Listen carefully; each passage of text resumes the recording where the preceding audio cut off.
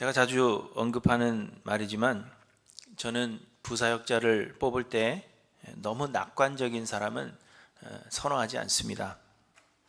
왜냐하면 너무 낙관적인 사람, 다 잘 될 거고 다 잘할 수 있고 맡기면 주시면 뭐든지 최선을 다하겠습니다, 이런 사람은 현실의 부정적인 면에 직면하게 되면 너무 쉽게 좌절하기 때문입니다. 잘할 수 있다, 모든 거 다 잘하다 열심히 하겠다 했는데 막상 해보니까 잘 안 되는 것이 많거든요. 그럴 때 좌절하게 되는 사람들이 많이 있어서 저는 낙관적인 사람을 그렇게 선호하지 않습니다. 목회라는 것은 정말 힘든 것입니다. 다양한 사람들이 다양한 생각을 가지고 다양한 것들을 기대합니다. 그래서 목회는 정말 힘든 일이고, 그래서 제가 목사이지만 자녀들에게도 목회를 권하지 않습니다. 목사로 안수받은 사람들 중에서 은퇴로 목회를 마치는 사람, 목사가 10%밖에 되지 않는다 하는 것은 목회가 얼마나 어려운 것인가 하는 것을 말해주는 것입니다. 그래서 저는 목회하려는 후보생들에게 이 목회의 어려운 점들을 이야기해 주려고 합니다. 안수식 설교나 또 권면을 맡게 되면 이 목회의 부정적인 면에 대해서 부각시키는 것입니다. 왜냐하면 그래야만 마음의 준비를 하기 때문입니다. 이렇게 힘든데도 불구하고 이 길을 가겠다라고 다짐하고 그 마음의 준비를 하는 사람이 아니라면 결코 목회의 길을 완주할 수 없기 때문입니다. 다짐을 해도 완주하기가 힘든데 그저 다 잘 될 거야 이런 생각으로 하는 사람은 완주할 수가 없습니다. 복음서에 보시면 예수님께서 말씀하셨습니다. 무릇 내게 오는 자가 자기 부모와 처자와 형제와 자매와 더욱이 자기 목숨까지 미워하지 아니하면 능히 내 제자가 되지 못하고, 누구든지 자기 십자가를 지고 나를 따르지 않는 자도 능히 내 제자가 되지 못하리라. 너희 중에 누가 망대를 세우고자 할진대 자기의 가진 것이 준공하기까지 족할는지 먼저 앉아 그 비용을 계산하지 아니하겠느냐. 그렇게 아니하여 그 기초만 쌓고 능히 이루지 못하면 보는 자가 다 비웃어 이르되 이 사람이 공사를 시작하고 능히 이루지 못하였다 하리라. 또 어떤 임금이 다른 임금과 싸우러 갈 때 먼저 앉아 1만 명으로서 저 2만 명을 거느리고 오는 자를 대적할 수 있을까 헤아리지 아니하겠느냐. 만일 못할 터이면 그가 아직 멀리 있을 때에 사신을 보내어 화친을 정할지니라. 여러분, 이처럼 우리가 뭔가를 해야 한다고 한다면, 뭔가를 행하려고 한다면 우리는 그 일을 통하여 얻게 될 이득보다는 우리가 무엇을 희생해야 하며 또 어떤 어려움이 뒤따를 것인지를 생각하고 마음의 준비를 해야 하는 것입니다. 그런데 여러분, 이는 목회하는 목사들에게만 국한된 것이 아닙니다. 예수님께서 자기 부모와 처자와 형제와 자매와 더욱이 자기 목숨까지 미워하지 아니하면 능히 내 제자가 되지 못한다 말씀하신 것과 같이 신앙생활하며 예수님을 믿고 따르겠다 고백한 우리 모두에게 해당되는 말씀이라는 것을 우리는 생각해야 하는 것입니다. 많은 사람들이 예수를 믿음으로 인해서 우리가 얻게 될 이로움에 대해서만 생각합니다. 예수를 믿으면 구원을 얻고, 그래서 예수를 믿으면 모든 어려움이 사라지며, 예수를 믿으면 복받고, 예수 믿으면 만사가 형통해질 것으로 기대하는 것입니다. 예수를 믿으면 질병이 낫고, 예수를 믿으면 높은 자리에 앉게 되며, 예수를 믿으면 자녀들이 다 잘 된다고 그렇게 생각하는 사람들이 많이 있습니다. 그러나 여러분, 예수를 믿는다 하는 것은 결코 그런 것이 아닙니다. 성경이 말씀하시는 예수 믿는 사람들에게 주시는 하나님의 복은 대체적으로 영적인 복입니다. 곧 우리의 영혼의 평안함과 우리의 영혼의 구원을 말씀하시는 것이지 세상에서 누리는 육신의 평안함, 풍요로움 이러한 것과는 상관이 없는 것입니다. 그리고 그 마음의 평안이라는 것도 그냥 어려움을 당할 때 예수를 믿으니까 마음이 평안하게 그냥 아무 걱정 없이 해주신다, 그런 의미가 아닙니다. 예수 믿어도 걱정이 있고 예수 믿어도 어려움이 쌓입니다. 오히려 세상에서 우리는 예수를 믿음으로 인하여 환난을 당할 것입니다. 우리는 이리 때 가운데 남겨진 양들과 같다 하셨고, 선을 행함으로 고난을 받는 것이 우리를 향하신 하나님의 뜻이다, 그렇게 말씀하십니다. 세상에서 우리가 예수 믿는 것 때문에 고난당하는 것이 하나님의 뜻이라는 것입니다. 그러므로 여러분, 우리는 결코 세상에서 좋은 것을 기대할 것이 아니라 그리스도를 위하여 환난을 받는 그 마음을 준비해야 하는 것입니다. 그렇지 않으면 우리가 환난 당할 때 믿음에서 멀어지게 될 것입니다. 벨사살 왕 원년에 다니엘이 환상을 보았습니다. 다니엘이 본 환상은 네 짐승에 대한 환상이었고, 또 하늘 보좌에 앉으신 하나님과 예수 그리스도를 본 것입니다. 그런데 다니엘이 환상으로 본 이 네 짐승들은, 첫째는 독수리의 날개를 가진 사자였고, 둘째는 곰이었으며, 셋째는 네 날개와 네 머리를 가진 표범, 그리고 넷째는 이름을 말하고 있지는 않지만 아무튼 넷 중에서 가장 세고 무서운 짐승이었습니다. 다니엘이 이 환상에 대하여 묻자 하늘의 천사가 이 네 짐승은 세상에 일어날 네 왕, 곧 네 나라라, 그렇게 말해 주었습니다. 독수리의 날개를 가진 사자는 바벨론으로 독수리의 날개가 뽑혔고 사람처럼 두 발로 서게 함을 받았다 말씀하십니다. 이는 느부갓네살 왕이 짐승처럼 되어서 그 권세를 빼앗겼다가 그리고 다시 제정신으로 돌아와 겸손하여진 것을 의미한다 했습니다. 둘째 짐승인 곰은 이빨 사이에 세 개의 갈빗대를 물고 있었고 한쪽 몸을 들고 있었다 하는 것으로 봐서 메대와 바사를 상징한다 했습니다. 처음에는 두 나라가 연합하였으나 바사가 그 세력을 확장하여 메대를 흡수 통일한 것을 의미하는 것이고, 곰이 물고 있던 세 갈빗대는 바사가 정복한 큰 나라들 세 나라일 것이다, 그렇게 말씀드렸습니다. 셋째 짐승인 표범은 헬라 제국을 상징하는 것으로 보는데, 표범은 매우 빠른 그러한 짐승으로서 알렉산더 대제가 얼마나 빨리 세상을 정복해 나갈 것인지를 예언하시는 말씀이라고 했습니다. 그리고 훗날에 헬라 제국은 네 나라로 나뉘게 되는데, 그것이 곧 표범의 네 날개와 네 얼굴이 이를 말해주는 것이다, 그렇게 말씀드렸습니다. 그리고 넷째 짐승은 어떤 모습인지를 말씀하고 있지는 않지만, 넷째 짐승은 무섭고 놀라우며 또 매우 강하며 또 쇠로 된 큰 이가 있어 먹고 부서뜨리고 그 나머지를 발로 밟았다, 그렇게 말씀드렸습니다. 이는 로마 제국을 상징하는 것으로 본다, 그렇게 말씀드렸는데, 이것이 지난주 설교 내용입니다. 다 기억하시죠? 고개를 끄덕 계시는 거 보니까 다 기억하고 계세요. 그러나 이는 전통적인 해석일 뿐 반드시 이 네 짐승들이 이렇게 네 나라를 상징한다고 믿어야 하는 것은 아닙니다. 세상에는 수많은 나라들이 있고 또 강성했다가 그 세력이 약해지기도 하는 그 역사를 반복합니다. 그래서 다니엘의 시대에는 바벨론, 메대와 바사, 헬라, 로마 이렇게 네 나라를 상징하는 것처럼 그렇게 보여지지만 반드시 이 네 나라여야 하는 것은 아니라는 것입니다. 시대를 거듭하면 거듭할수록 계속해서 이 네 나라와 같은 나라들이 일어났다 쇠퇴하는 것을 반복하는 그 역사를 말하고 있는 것입니다. 그래서 여기서 중요한 것은 세상의 모든 역사들을 하나님께서 이미 예정하셨으며, 하나님은 최종적으로 모든 나라들을 심판하실 것이며, 예수 그리스도를 위하여 세우신 하나님의 나라만이 영원하게 될 것이다 라는 것을 말씀하시는 것이라 했습니다. 그러므로 우리는 이 세상 나라들의 우리의 기대를 걸 것이 아니라 영원한 하나님의 나라를 기대하며 예수 그리스도를 믿음으로 그 하나님의 나라가 우리 안에 임하기를 간구해야 할 것이다, 그렇게 말씀을 드렸습니다.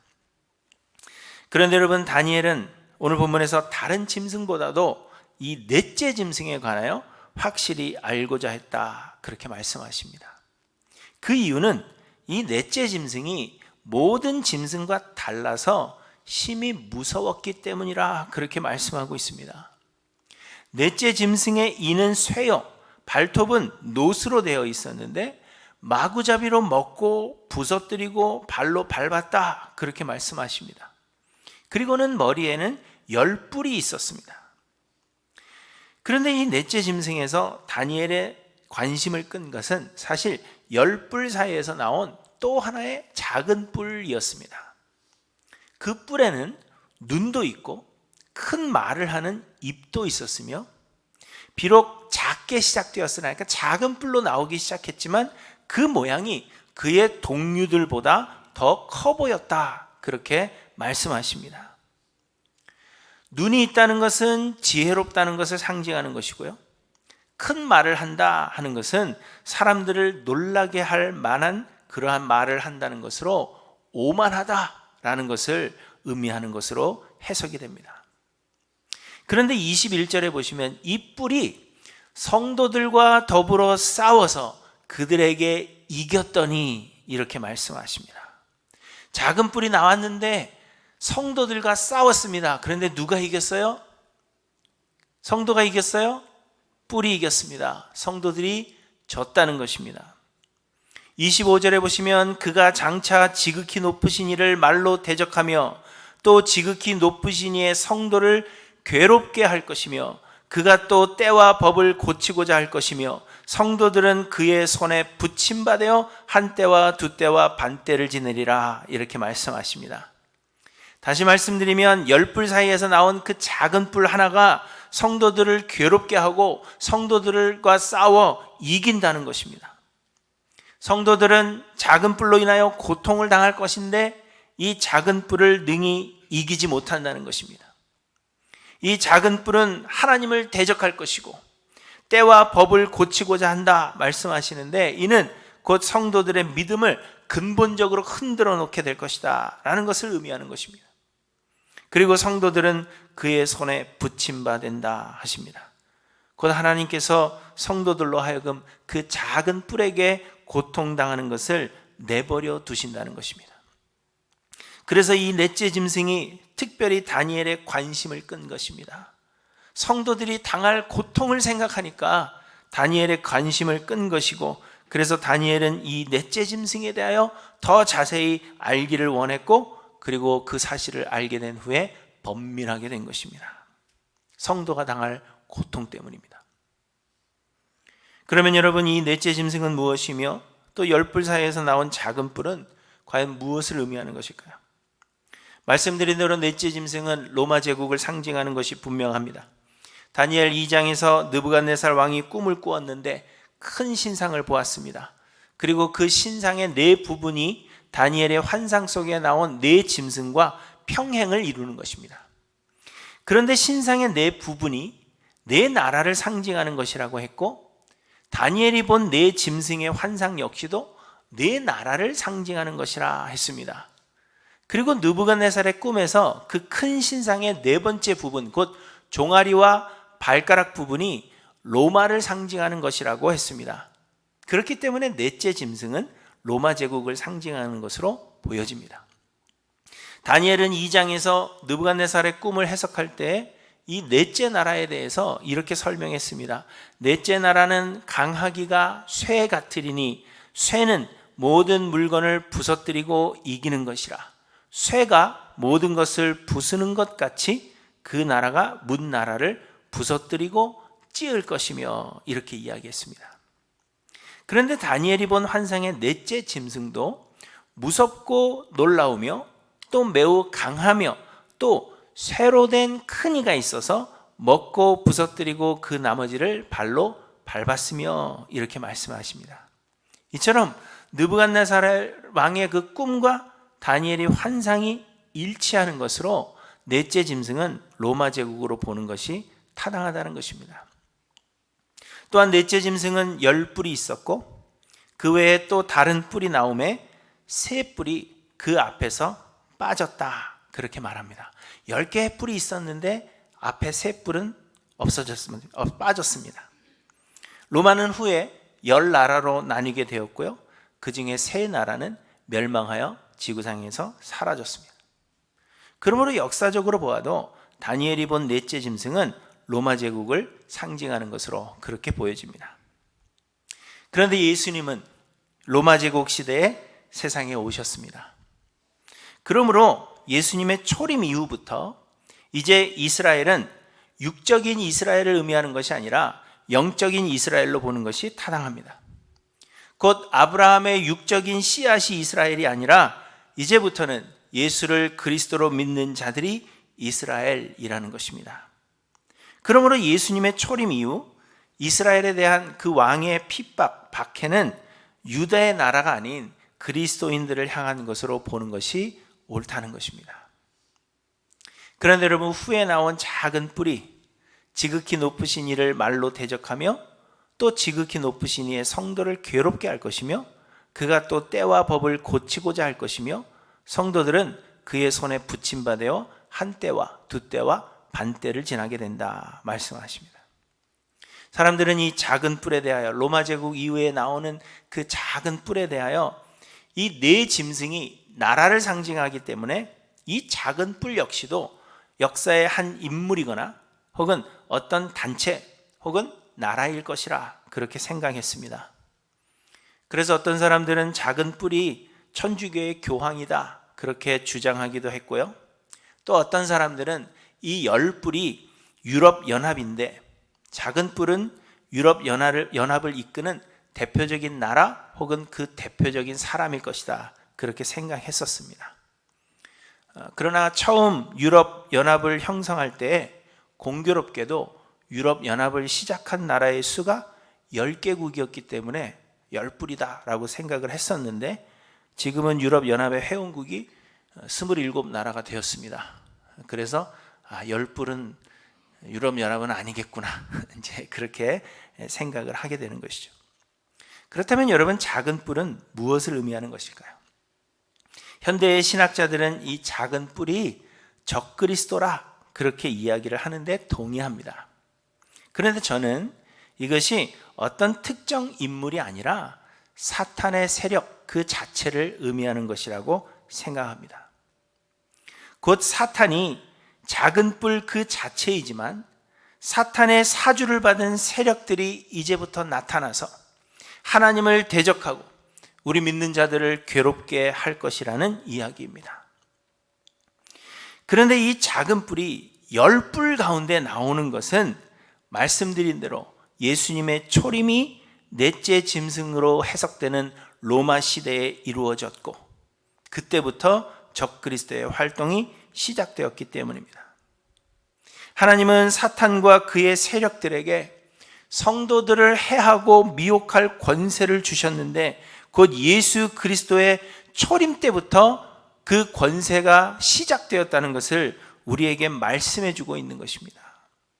예수님의 초림 때부터 적그리스도가 활동하여 이제 예수님의 초림이 임하면 좋은 세상이 오는 것이 아니라 오히려 예수를 믿는 성도들은 그들로 인하여 고통을 당하게 될 것임을 말씀하신다는 것입니다. 요한계시록 14장에 보시면 바다에서 한 짐승이 나오는데 뿔이 10이요 머리가 7입니다. 그런데 용이 이 짐승에게 자기의 능력과 보좌와 큰 권세를 줍니다. 사탄이 준 것입니다.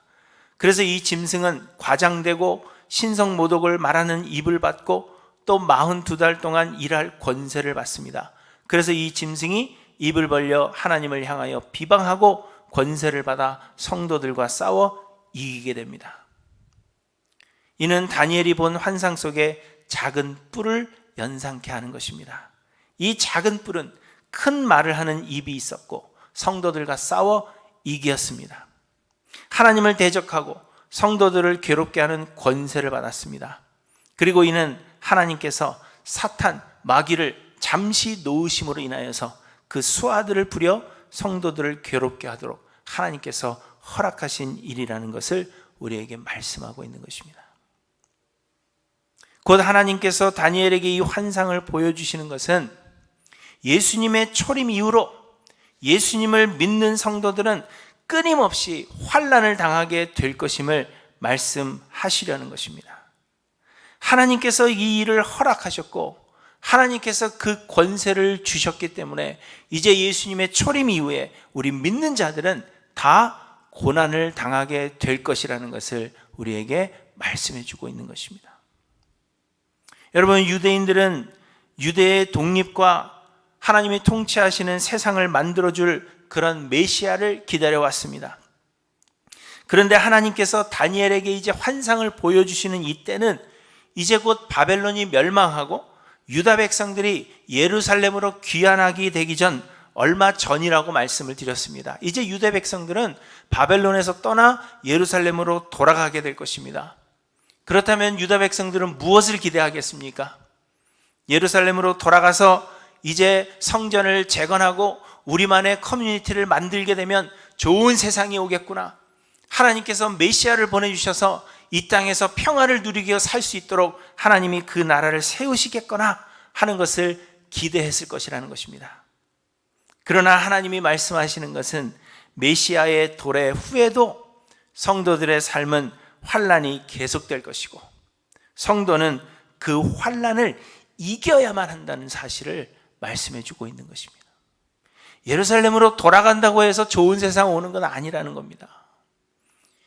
오히려 고난을 당할 것인데 그 고난, 그 환난을 이겨내야 한다는 것을 말씀하시는 것입니다. 마찬가지로 예수님 오셨다고 해서 좋은 세상 오는 것이 아니라 우리는 예수 그리스도로 인하여 환난을 당하게 될 것이지만 그러나 우리는 이 환난을 믿음으로 이겨야 한다는 것을 말씀하시는 것입니다. 급변하는 세상 속에서 여러 나라와 사람들이 권세를 잡고 우리를 두렵게 할 것입니다. 저는 요즘 한국에서 일어나고 있는 일들의 뉴스를 들으면서 어쩌면 이렇게 다니엘의 시대와 동일할까 이런 생각을 합니다. 너무 혼란스러워요. 앞에 미래가 보이질 않습니다. 이제 우리 앞에 닥친 그 고난이 어떤 것일까 상상할 수가 없습니다. 그러나 여러분, 세상의 모든 역사는 하나님의 계획하심 가운데 있고 모든 권세는 하나님께로부터 오는 것임을 말씀하십니다. 그러므로 여러분, 우리는 세상의 나라들과 그 권세들을 두려워할 것이 아닙니다. 하나님은 또 예수 그리스도를 통한 영원한 나라를 계획하셨습니다.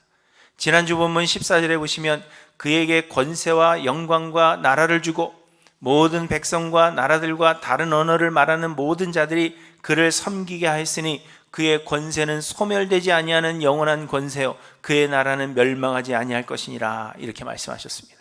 18절에도 지극히 높으신 이의 성도들이 나라를 얻으리니 그 누림이 영원하고 영원하고 영원하리라 하셨습니다.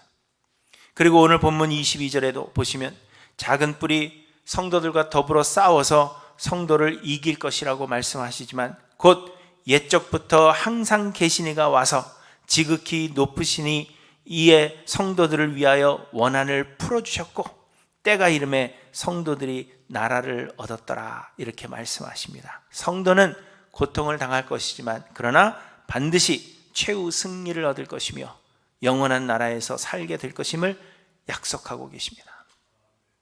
그러나 여러분, 이는 이 세상 끝날에 이루어질 일이라는 것입니다. 대신에 우리가 이 세상을 사는 동안에는 오히려 모든 성도들이 적그리스도로 인하여 환난을 당할 것을 말씀하십니다. 그렇지만 예수 그리스도를 믿는 자들은 그 마음에 하나님의 나라가 임하게 하시며 그 마음에 하나님의 나라가 임한 자들은 환난 가운데서도 믿음에서 멀어지지 않으며 환난을 이길 힘을 우리에게 주신다는 사실을 말씀하고 있는 것입니다. 그러므로 우리는 이 세상이 아닌 영원한 하늘나라를 소망하며 그 나라가 우리 안에 임하기를 기도해야 한다는 것이 하나님께서 다니엘에게 보여주신 이 네 짐승의 환상의 이유입니다. 여러분, 세상은 어떻게 변할지 모릅니다. 한국의 정치를 보니까 이제 또 어떻게 변할지, 미국은 또 어떻게 변할지 우리는 알 수 없습니다. 그러나 여러분, 두려워할 것이 아닙니다. 우리는 이 땅의 나라가 좋아지기를 기대하는 사람들이 아니라 이 땅에서는 우리가 환난을 당할 것이 정해져 있습니다. 그러나 우리는 하늘나라를 소망하며 그 하늘나라를 내 안에 하나님께서 건설해 주시기를 소망하며 하나님 앞에 엎드리는 자들이 되어야 한다는 것. 그래서 환난 중에도 믿음으로 환난을 이겨야 한다는 것을 말씀하고 있는 것입니다. 사랑하는 성도 여러분, 여러분들은 무엇을 기대하십니까? 예수를 믿음으로 인하여 여러분들은 어떤 이로움을 기대하며 살아가십니까? 말씀드린 대로 대부분의 사람들이 예수를 믿음으로 인하여 세상적이고 인간적인 이로움을 기대합니다. 하는 일들이 다 잘 되고 형통하여 부하게 되고 어려움이 없게 되기를 기대하는 것입니다. 그래서 삶에 어려움이 조금이라도 찾아오게 된다면 우리는 뭔가가 잘못되었다 생각하고, 그래서 우리의 기도 제목은 하나님의 뜻이 이루어지기를 소원하는 기도가 아니라 모든 어려움에서부터 자유로워지기를 위한 기도가 대부분입니다. 하나님이 이 고난의 시간을 통하여 나를 어떻게 빚어가실까 하는 것을 기대하기보다는 어떻게 고난 없는 삶을 살아갈까 고민하는 그러한 삶을 우리가 살아가고 있는 것입니다. 그러나 여러분, 이 땅에서의 믿는 자들의 삶은 환난을 당하는 것이 당연함을 기억하시기 바랍니다. 다만 죄가 있어서 매를 맞는 것이 아니라 선을 행함으로 고난받고 또한 그리스도로 인하여 핍박을 받는 그러한 삶이 되어야 할 것입니다. 우리가 참 믿음으로 살아간다면 세상에서는 우리가 환난을 당하는 것이 마땅한 것입니다. 고난당하는 성도들을 이상하게 보지 마십시오. 당연한 것입니다. 오히려 나에게 고난이 찾아오지 않는 것을 이상하게 생각하셔야 됩니다. 내가 세상과 타협하고 있는지 모릅니다. 그러므로 여러분, 그리스도로 인하여 당하는 환난 당하는 그러한 삶을 기대하시며 살아가시는 저 여러분들 되시기를 간절히 소망합니다. 그런데 오늘 본문에서 아주 중요한 사실 한 가지는 하나님께서 우리가 고난당할 그 시간들을 감하셨다는 것입니다. 오늘 본문에서 작은 뿔이 나와서 지극히 높은 이를 대적하며 또 지극히 높으신 이의 성도들을 괴롭게 할 것인데, 22절 끝에 보시면 성도들은 그의 손에 붙인 바 되어 한 때와 두 때와 반 때를 지내리라, 이렇게 말씀하십니다. 성도들이 고난을 당할 시간을 하나님께서 정하셨는데 한 때와 두 때와 반 때라는 것입니다. 여러분, 한 때와 두 때와 반 때가 무엇을 의미하는 것일까요?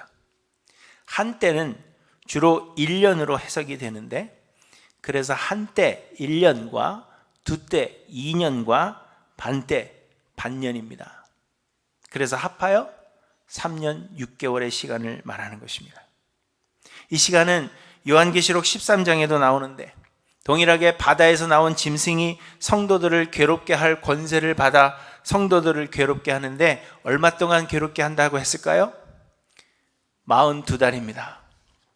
또 계시록에는 1260일을 말하기도 하는데, 이를 다 계산해 보면 모두 3년 반의 시간을 가리키는 것입니다. 1260일이나 42달이나 한때 두때 반때나 다 3년 반의 시간을 가리킨다는 것입니다. 성도들이 고난을 당하는 시간은 3년 반입니다. 그렇다면 3년 반이라는 것은 또 무엇을 의미합니까? 이스라엘 사람들에게 7이라는 숫자는 완전수입니다. 곧 하나님께서 계획하신 것의 완전한 시간을 7이라고 보는 것입니다. 7년 하면 딱 7년을 이야기하는 것이 아니라 하나님께서 계획하신 그 충분한 시간을 의미한다는 것입니다. 성경을 보시면 7년 대환란이 계획되어 있는데, 이것은 숫자 그대로 7년 동안의 환란을 의미하는 것이 아니라 하나님께서 계획하신 그 시간이 몇 년이든지 간에 그것을 7년이라고 표현하고 하나님이 그 시간을 채우신다는 것을 의미하는 것입니다. 그런데 3년 반이라는 시간은 원래 하나님께서 계획하신 시간의 절반밖에 되지 않는 시간이라는 것입니다. 이해가 되시죠? 산수 잘 되시죠? 7의 반은 얼마예요? 3반이요. 그렇죠? 하나님은 성도를 교훈하시고 단련시키시며 정결케 하시기 위해서 이 땅에서의 환난 당하는 것을 허락하셨습니다. 사탄의 사주를 받은 짐승에게 그 권세를 허락하셔서 성도들을 단련시키도록 하신 것입니다. 그런데 그 시간을 3년 반으로 정하셨다 하는 것은 원래 받아야 할 그 환난의 시간을 하나님께서 절반으로 감하셨다는 사실을 우리에게 말씀해 주고 계시는 것입니다. 마가복음 13장에 보시면 예수님께서 이 마지막 때에 대해서 말씀하시면서 성도가 받을 환난에 대해서 말씀하셨습니다. 그런데 예수님께서 이렇게 말씀하십니다. 이는 그 날들이 환난의 날이 되겠습니다.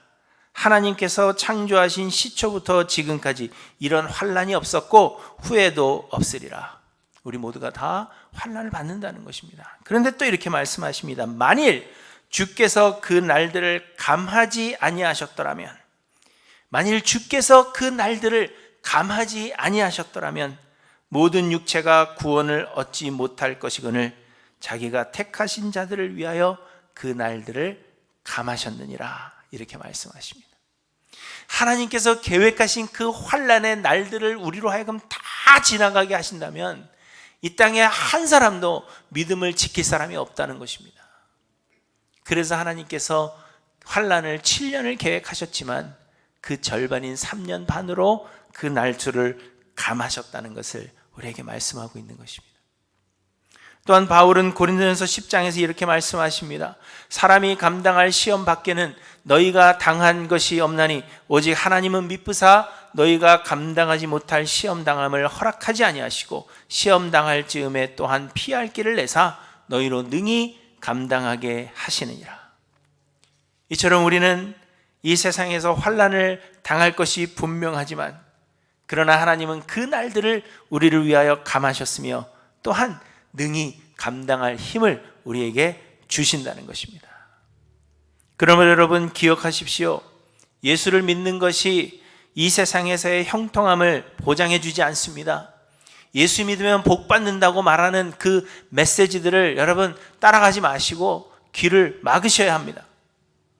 오히려 이 세상은 악의 세력이 다스리고 있기 때문에 성도는 오히려 환난을 당하는 것이 마땅한 것입니다. 한국이나 미국이나 세상은 좋아지지 않을 것입니다. 누가 대통령이 돼도 세상은 이렇게 악하고 혼란스러울 것입니다. 좋은 것 기대하지 않으셔도 됩니다. 그러므로 여러분 환난을 기대하고 여러분의 마음을 준비하셔서 우리에게 환난이 찾아올 때에도 내가 믿음에서 멀어지지 않겠노라고 결단하고 그 날을 준비하시는 저와 여러분들 되시기를 간절히 소망합니다.